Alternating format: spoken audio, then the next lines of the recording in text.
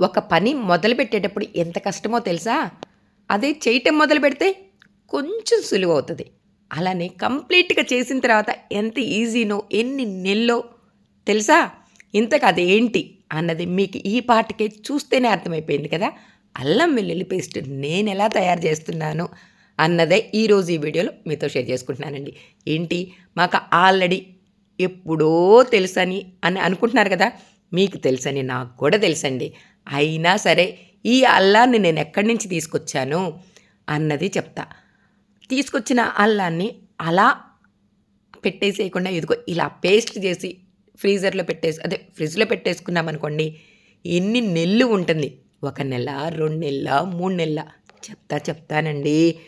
ఈ చిన్నుల్లిపాయలు పైన పొట్టంతా తీసేసి ఇదిగో ఇలా గర్భాలను రెడీ చేసి పెట్టుకున్నానా, మీకిష్టమైతే ఆ చిన్నులపై పైనున్న పొట్టు తీయండి. ఇష్టం లేకపోతే నేను వేసినట్టుగా పొట్టుతో వేసేసేయండి. ఇంతకీ ఈ అల్లం ఎక్కడి నుంచి తెచ్చానన్నది చెప్పలేదు కదా! కాశీ వెళ్ళాను, అయోధ్య వెళ్ళాను, నైమిసారణ్యం వెళ్ళాను. తెలుసు కదా! అక్కడి నుంచి పట్టుకొచ్చానండి ఈ అల్లాన్ని. ఈ అల్లం చక్కగా కడిగి చిన్న చిన్న ముక్కలుగా కట్ చేసి ఆ తర్వాత పొట్టు తీయని చిన్నులపాయలను కూడా వేసి నేను చెప్పాను కదా! నేనైతే పొట్టు తీయనండి. అది పెద్ద పని. బాబోయ్! ఇందాక చెప్పాను కదా! పని మొదలుపెట్టేటప్పుడు కష్టము. మొదలెట్టిన తర్వాత కొంచెం ఈజీ. కంప్లీట్ అయిన తర్వాత నెలలు నెలలు ఈజీగా చేసుకుని ఒక వంటకంలో వేసుకునే అదేనండి.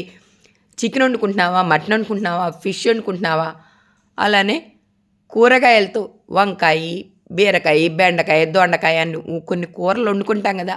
వాటిల్లో అల్లం వెల్లుల్లి పేస్ట్ వేసుకుంటాం కదా! ఆ అల్లం వెల్లుల్లి పేస్ట్ ఇదిగో నేను తయారు చేసినట్టు కనుక తయారు చేసి ఫ్రిడ్జ్‌లో పెట్టుకున్నామనుకోండి, వంటలు చిటికెలో అయిపోతాయండి. ఇంతకీ ఎలా అన్నది చెప్పలేదు కదా!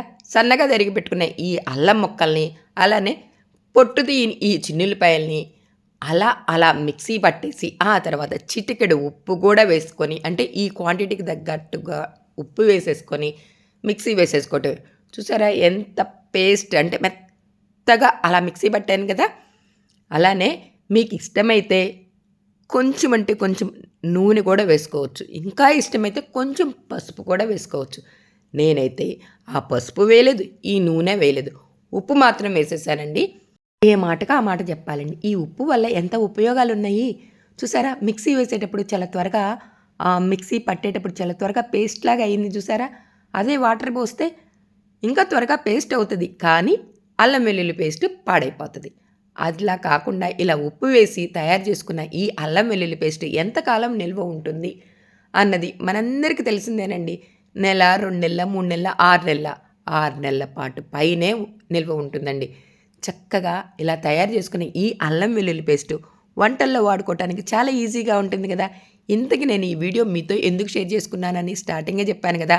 మీ అందరికీ తెలిసిందేనండి. నాకు కూడా 25 సంవత్సరాల నుంచి ఇలా అల్లం వెల్లుల్లి పేస్ట్ వేసుకోవటం, స్టోర్ చేసుకోవటం అలవాటు. తెలిసిన విషయమే మళ్ళీ ఏం షేర్ చేసుకుంటానులే అని అలా రోజులు గడిపానా, నైమిసారణ్యం నుంచి తీసుకొచ్చుకున్న ఈ అల్లం గుర్తుగా ఉంటుందని ఇదిగో ఇలా వీడియో చేశానండి.